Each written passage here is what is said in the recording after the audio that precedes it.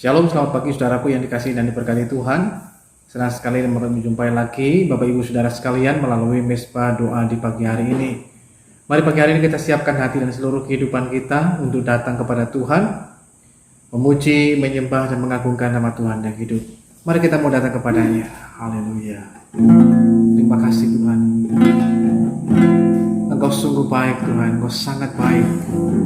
Kami bersyukur lagi kepadamu Tuhan di saat ini. Terima kasih Tuhan. Bapa kau mendengar seruan hatiku,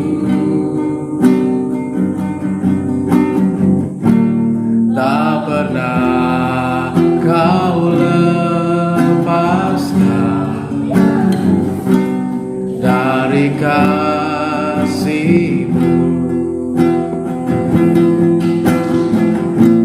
Lewat lembah gelap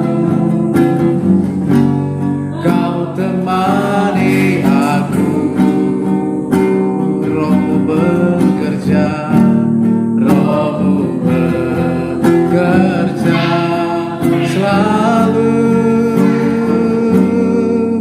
untuk kebaikanku, mengalir kuasa dari tempat maha tinggi. Bapa kekal mulia, kau hadir di sini, memulihkan hati, menyembuhkan yang terluka. Ku kan tenang bersamamu Bapa. Mari katakan dengan segenap hati kita, Bapa kau mendengar, Bapa kau mendengar seruan hatiku, tak pernah kau lepaskan dari kasih-Mu.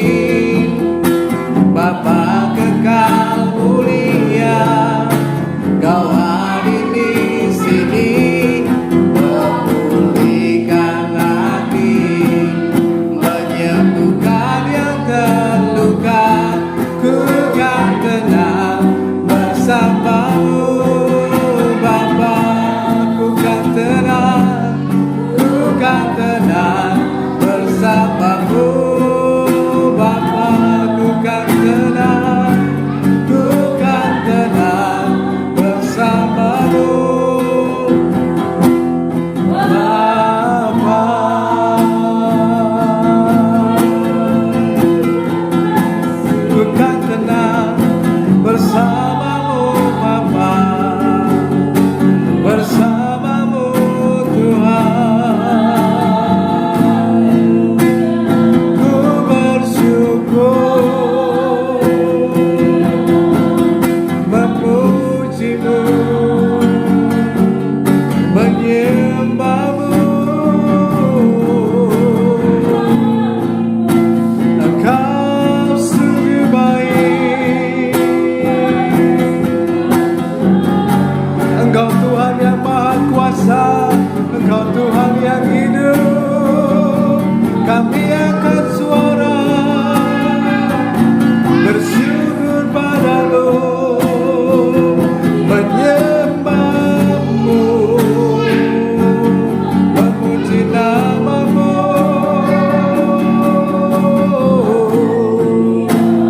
Ku bersyukur menyembahmu. Haleluya. Oh, dapatkan lama-lama ya namamu. Sikinararamu.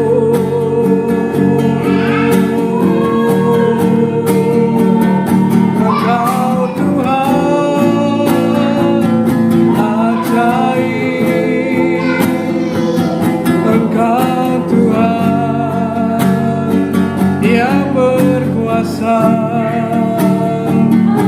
Biarlah mengalir di saat ini Tuhan, mengalir rohmu yang kudus, mengalir kuasa-Mu Tuhan.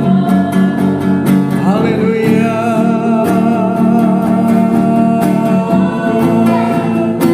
Kurapatakan lama-lama, sikinaralapatakan lama-lama. Haleluya. Kami bersyukur,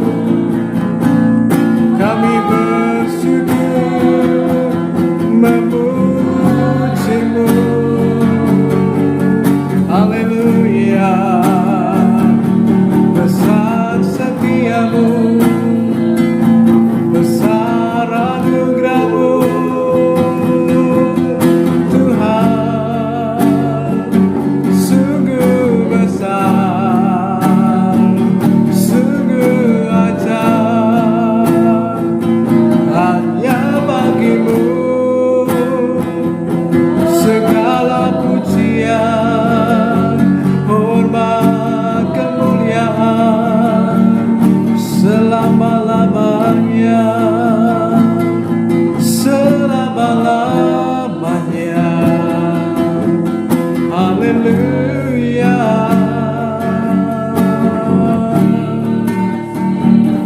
Syukur kami naikkan padamu ya Tuhan, syukur kami naikkan padamu atas kasih setiamu, atas kemurahan-Mu Tuhan. Haleluya. Terima kasih ya Bapa, terima kasih ya Tuhan. Haleluya.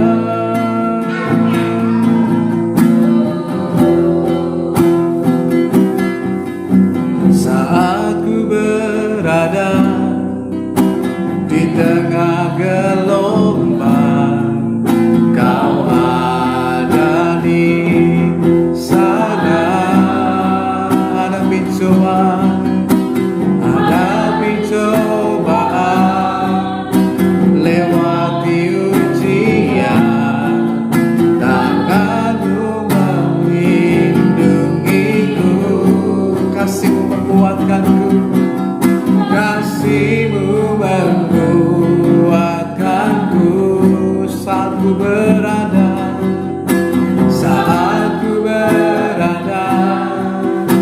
di tengah gelombang. Kau ada di sana. Hadapi cobaan,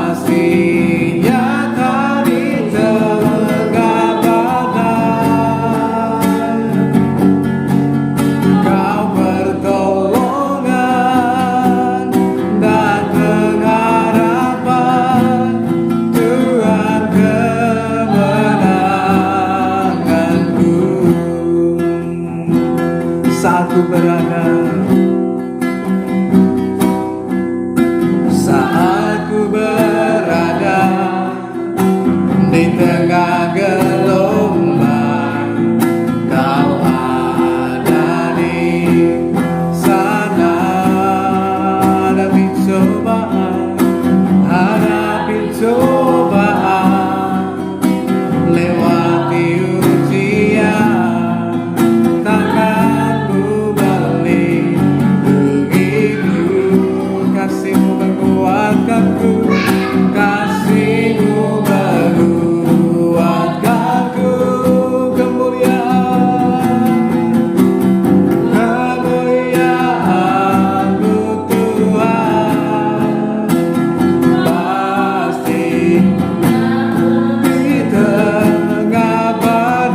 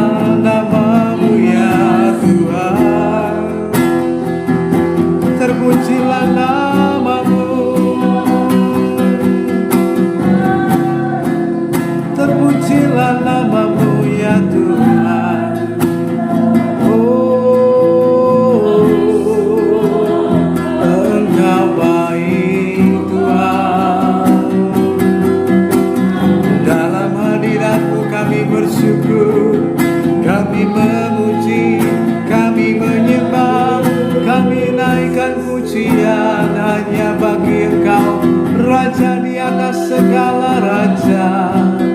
Bagimulah hormat dan pujian, hormat dan keagungan hanya bagi Tuhan.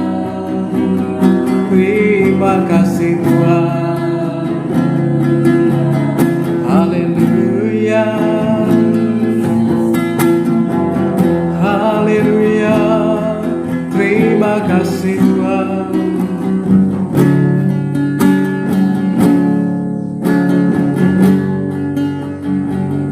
Aku punya Tuhan yang besar, yang telah berjanji dan sanggup menggenapi imanku. Bersepakat percaya kuasanya, ku terima sekarang kemenangan dan rindu. Ku hidup karena percaya. Ku hidup karena percaya. Kau yang berjanji setia. Pengharapanku, pengharapanku selalu ada di dalamku. Katakan dengan imanku tidak akan menyerah. Ku tidak akan menyerah, meski dalam kesesakan. Seluruh hidupku, seluruh hidupku dalam genggamanmu. Aku punya Tuhan yang besar. Aku punya Tuhan yang besar, yang telah berjanji dan sanggup menggenapi imanku. Bersepakat percaya kuasanya, ku terima sekarang kemenangan dan rindu. Aku punya Tuhan yang besar. Aku punya Tuhan yang besar. Haleluya. Yang telah berjanji dan sanggup menggenapi imanku.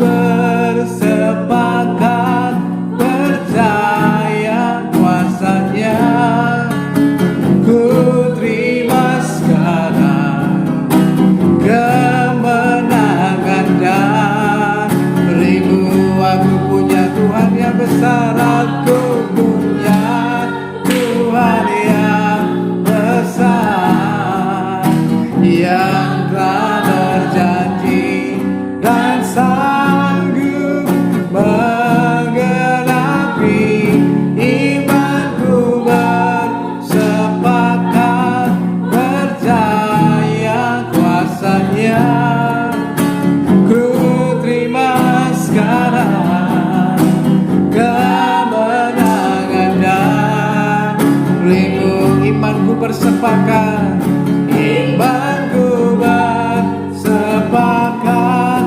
percaya kuasanya, ku terima sekarang kemenangan darimu.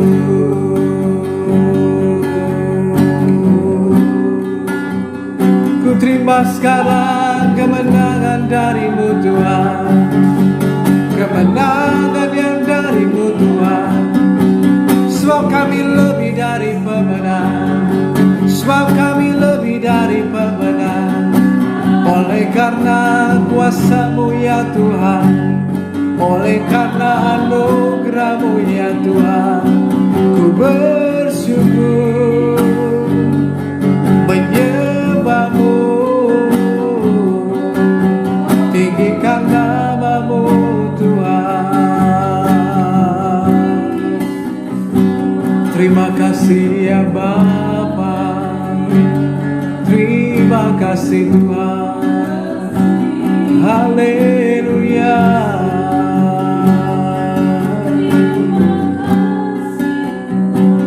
Ku bersyukur, terima kasih ya Tuhan,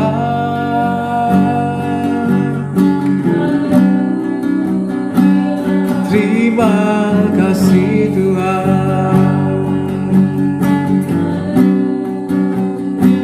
haleluya. Kau kuatkan aku bertahan, Kau harapan dalam kesesakan,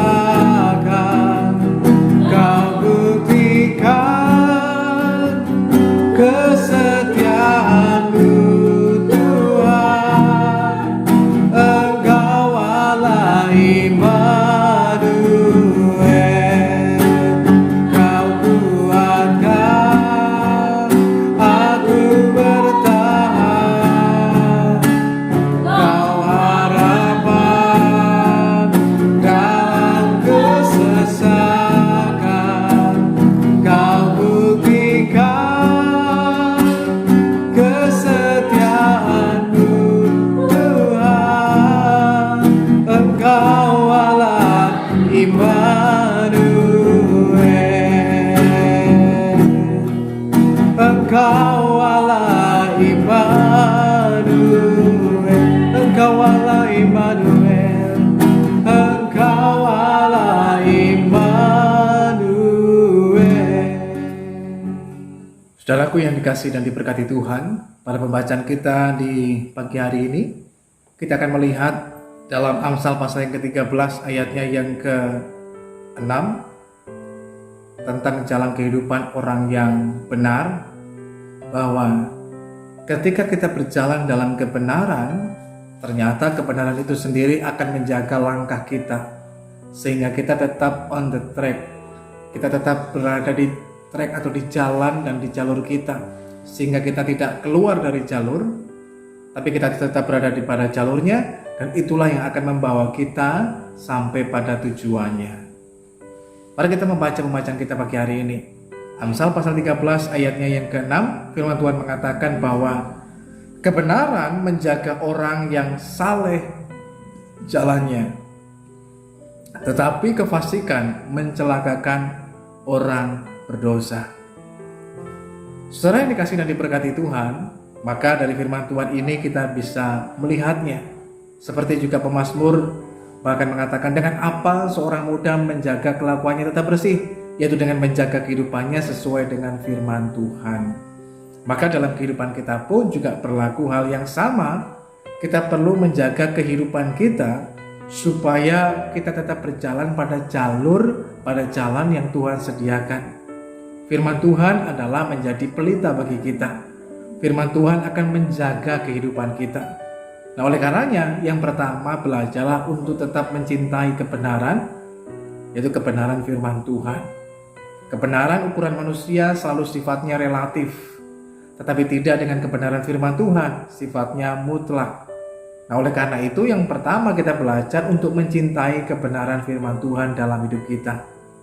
Sehingga dengan kita mencintai kebenaran, disitulah kita akan makin mengerti, oh ini kebenarannya bagi setiap kita. Terkadang dalam kehidupan kita ada banyak sisi-sisi kehidupan kita yang belum kita mengerti, yang belum kita pahami. Nah, kalau kita tidak mengerti, kita bisa sesat jalannya, kita bisa salah memiliki cara pandang yang keliru, cara berpikir yang keliru, dan lain sebagainya. Bahkan cara mengartikan atau persepsi kita yang salah dalam memandang atau melihat segala sesuatunya dalam kehidupan kita. Tetapi melalui firman Tuhan, kita akan diberitahu lebih banyak lagi, sehingga makin disingkapkan. Nah, disitulah kita mengalami yang namanya iluminasi atau pencerahan. Jadi sesuatu yang dulunya bagi kita itu sesuatu yang gelap, tapi ketika diterangi oleh firman Tuhan, diberikan iluminasi oleh Roh Kudus Tuhan, mendapatkan pencerahan. Nah, kita makin mengerti ini jalannya.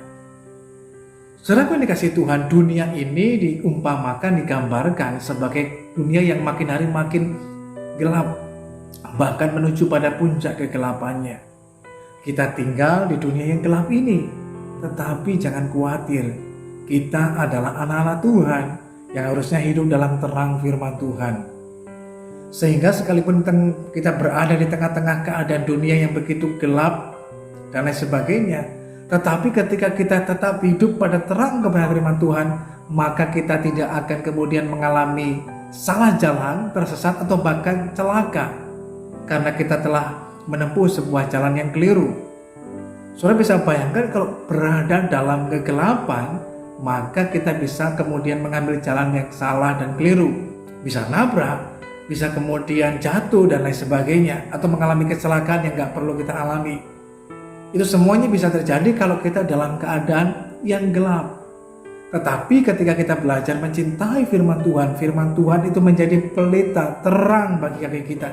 Itu akan menolong kehidupan kita sehingga kita tetap berada di jalan yang benar, di jalur yang benar, kita nggak menyimpang ke kanan ataupun ke kiri. Tuhan menyatakan dengan jelas kepada Yosua juga, bagaimana Yosua juga harus memperkatakan firman Tuhan siang dan malam, merenungkannya. Supaya apa? Supaya Yosua bertindak hati-hati sesuai dengan firman Tuhan, sehingga dia tidak menyimpang ke kanan ataupun ke kiri dalam kehidupannya. Dia tidak mengikuti keinginannya sendiri atau mengikuti dunia ini, tetapi dia lebih mengikuti kehendak Tuhan dalam hidupnya. Dan semua bisa terjadi bila kita terus belajar mencintai firman-Nya. Mencintai firman-Nya dengan bagaimana? Yaitu membaca firman-Nya, sukai firman Tuhan, membacanya, merenungkannya.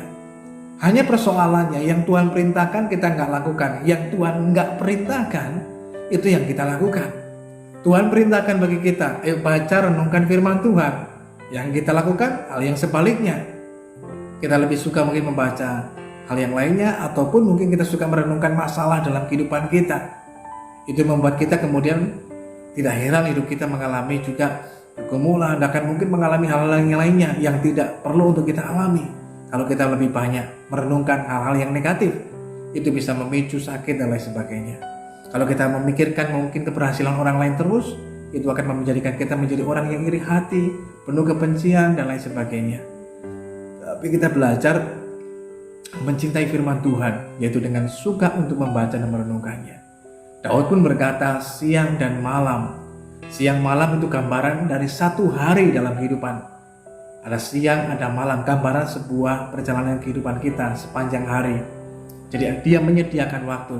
Nah, kalau kita mencintai firman Tuhan, kita tidak akan membaca firman Tuhan nanti kalau ada sisa waktu dalam kehidupan kita. Oh, saya sibuk sekali bekerja, setelah selesai pulang kerja, saya beristirahat, ya sudah ngantuk. Dan gak ada waktu bagi kita. Kemudian pagi hari beraktivitas lagi dan sebagainya, gak ada waktu. Nah, kalau kita mencari-cari waktu, kita akan berkata kita nggak ada waktu untuk membaca dan merenungkan firman Tuhan.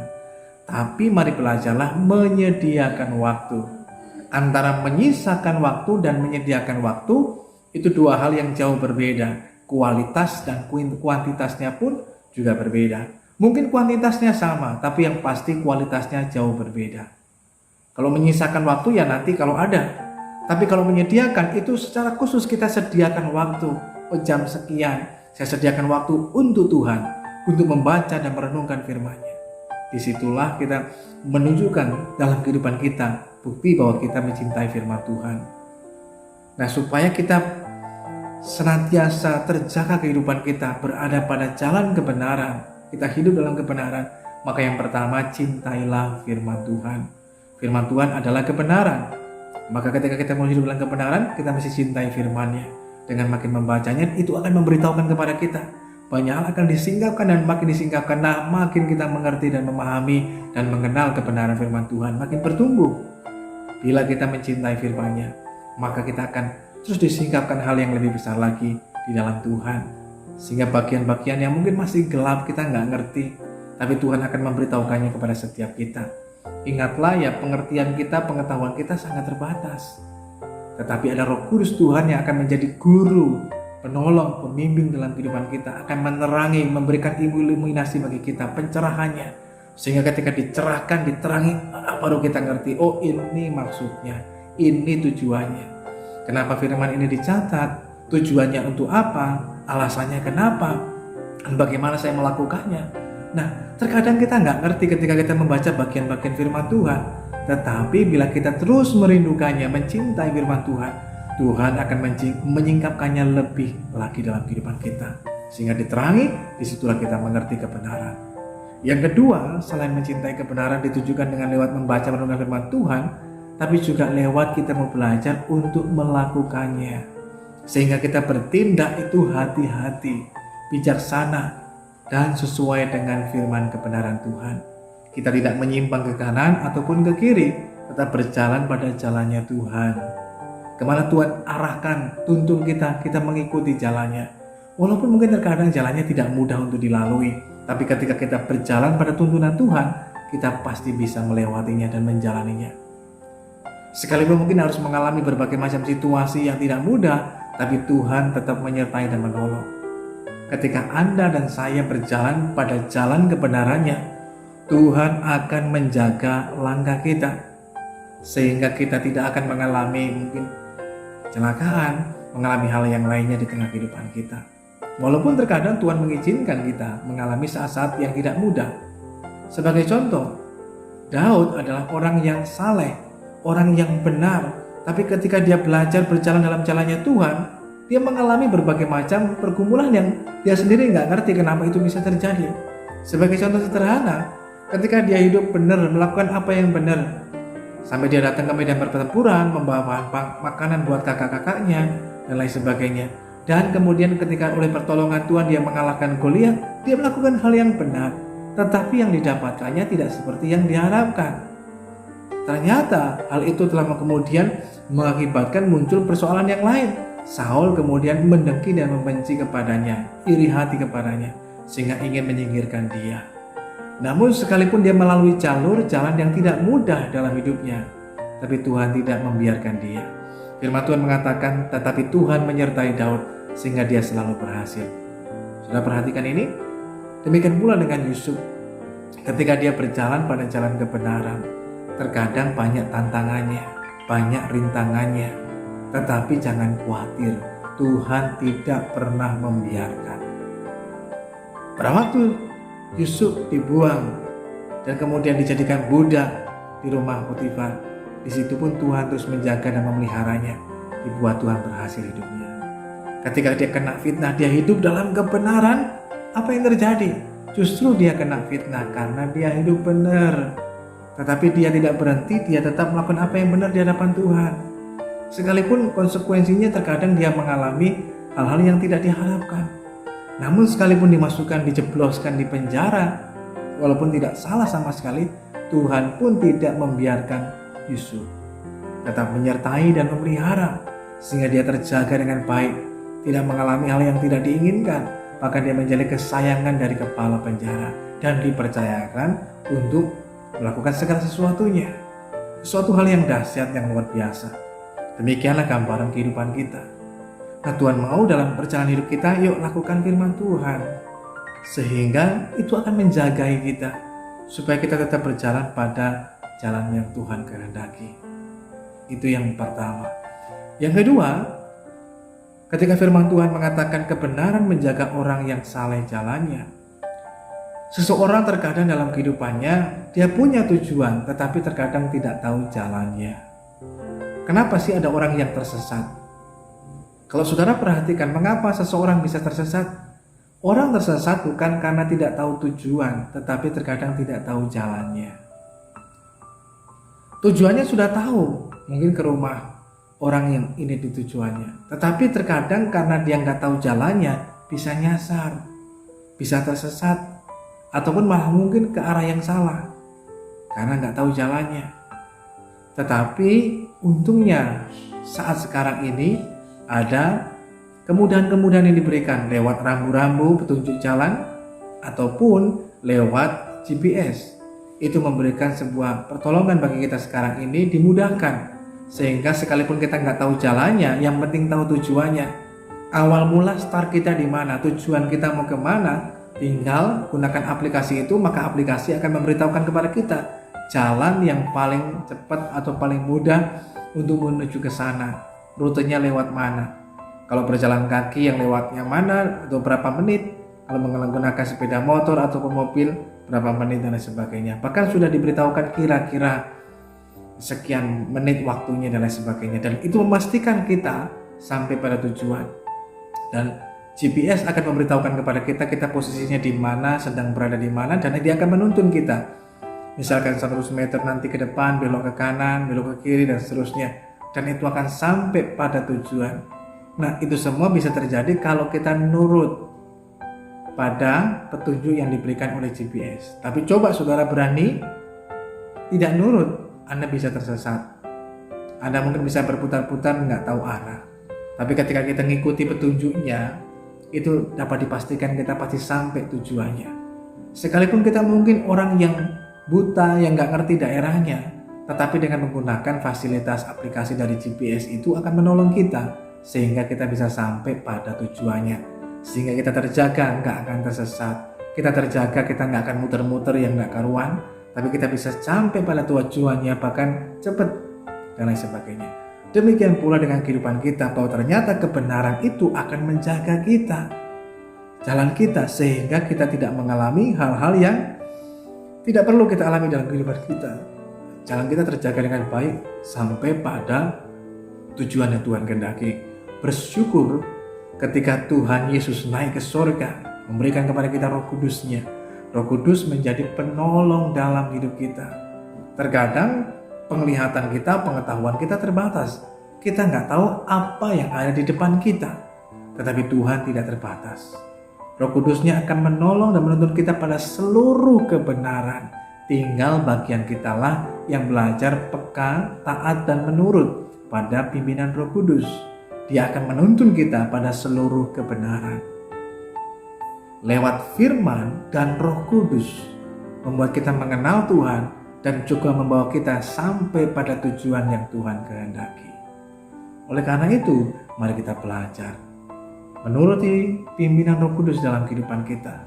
Ketika kita belajar mentaatinya, itu akan membawa kita pada kepekaan, sehingga kita memiliki kepekaan kepada tuntunannya. Sehingga kita makin mengerti, oh ini yang dikehendaki Tuhan dan ini yang enggak, dan lain sebagainya. Kita akan terus terarah dan kita mengalami kebaikan daripada Tuhan di tengah kehidupan kita. Namun kefasikan mencelakakan orang berdosa. Kefasikan adalah kejahatan. Kejahatan hanya akan mendatangkan kecelakaan. Kebenaran akan mendatangkan kita dan menjaga langkah kehidupan kita. Kebenaran ibaratnya sesuatu yang memagari seperti tembok sekeliling kita. Kalau kita hidup dalam kebenaran, kebenaran itu akan menjagai. Buktinya di mana? Seperti halnya juga dengan Daniel.